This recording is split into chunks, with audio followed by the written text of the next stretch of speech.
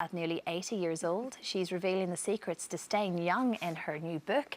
And Diana Moran is here. It's so lovely to see you. Honestly, I've been reading through this book.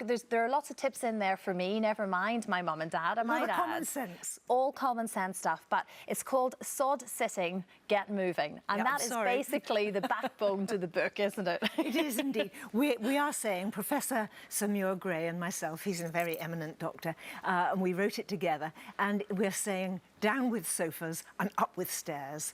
It's one of those things people get towards retirement age and they think, now we're going to be able to sit back and relax. It's the worst thing possible. Yeah. Gotta keep moving. You say in the book, being fit is a necessity. It's not just an option, and that is, it's all about the choice, isn't it? It is. You see, the thing is that longevity is greater than ever it was, and therefore, for the years that we have in front of us after retirement, it could be another third of our lives. I really need to sort of say to people that as you get older, if you can maintain a certain level of fitness, life is so enjoyable. Yeah.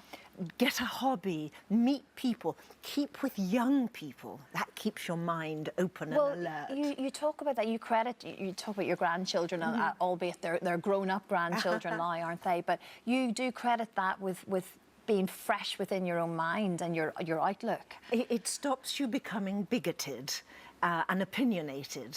OK, it's good to have your views, of course, but if you're not careful, you get set in those views, and actually life moves on and you want to keep a pace with it. Yes, of course. Well, now, you've got a couple of tips for us, and indeed the book is full of illustrated tips of easy exercises that you can do at home, from a seated position, stretches, there's all sorts in there, but you've got a couple of examples for us today. Just while we're sitting here, I mean, we get stressed and strained. We're sitting at maybe the computer. Yes. And so all we have to do is stretch out the sides. And stretch out. Perhaps if you're climbing... That feels nice. Up there. And you're releasing a lot of the tension that you've got in your shoulders and your back. And then it's really important to keep the quadriceps, that's the front thigh muscle, strong as we get older. So from your chair, with a piece of music, just literally push yourself up and down, or better still, just your hands just using on there. Hands. And how many times would you do that? How many 20 reps? times. Oh, 20 times? A piece of music. You say, 20 times. I feel that straight away. But that will strengthen. And then even sitting in a chair, you can stretch out your muscles as well, your bottom muscles, for example, and the bottom of your back. Just put your foot forward, flex your foot up, and then bend forward until you feel a lovely stretch coming through your leg. Yes, you need a straight leg. Through your bottom as well. Oh, yeah, that's nice, yes. So stretching is as important as actually the exercise itself. I mean, stretch out your back while we're sitting here. Just put your hands in front of you like this, up fairly high, and then drop your head down and really stretch out your back.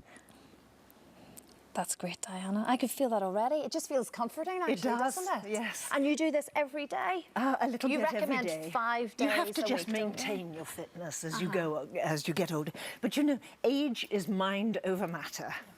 And if you don't mind, it doesn't matter. And really, older people can do anything these days if they've got the attitude to do it. Going back to that trek, the Great Wall of China that I did, I remember there were a lot of very much younger people with me. Maybe they were walking in memory of their mother who had perhaps succumbed to the breast cancer, because as you know, I was breast cancer as well. And we were climbing and trekking, and it was quite arduous. And they'd say, if Granny can do it, we can do it. And that was really rather nice. Well, that's wonderful. I love the fact your grandchildren call you Granny Goddess. I mean, Gigi. What else could you ask for as a grandchild? Gigi, thank you so much, Diana. It's honestly been a pleasure to meet you this morning. Thank you. It's been my pleasure.